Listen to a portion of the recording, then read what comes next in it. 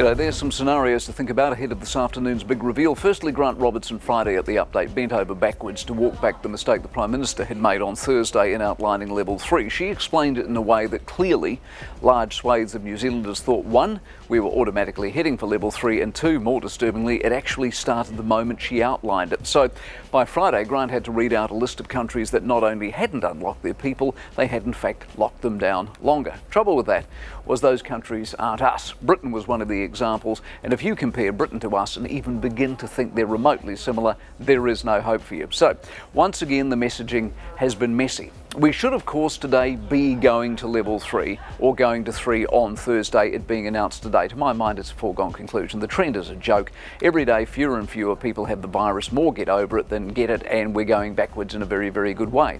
But never underestimate those who are besotted with this as a medical experiment, and never underestimate the politicians that see the mirage of elimination as a career-defining moment. Both groups have a large say in today's announcement.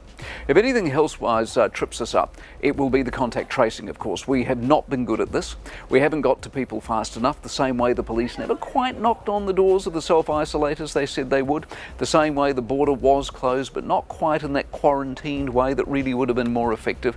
Also, the medicos will argue having a bunch of people in supermarket car parks swabbing shoppers randomly isn't all that comprehensive either. So their argument will be, if you're looking for a picture-perfect landscape on which to make a level 4, level 3 call, we don't have it. Which is not, of course, a reason not to do the sensible thing. But don't forget, this is less about sense than it is ideology, obsession, and politics. Also, don't forget, this is a government that is hopelessly indecisive. The fact we got locked down in the first place was really the work of some behind-the-scenes heavyweights who have never really got the credit they deserve. This government's weak point is pressure. They don't lead, they react, and they react most to pressure. So don't be surprised if we get another week at 4 with a promise of 2 weeks at 3, like supermarkets got to open Sunday but not Friday. I mean, why be decisive if you don't have to or you don't know how? Today, though, in theory, is the day to do the right thing by us all. We have paid a spectacular price economically.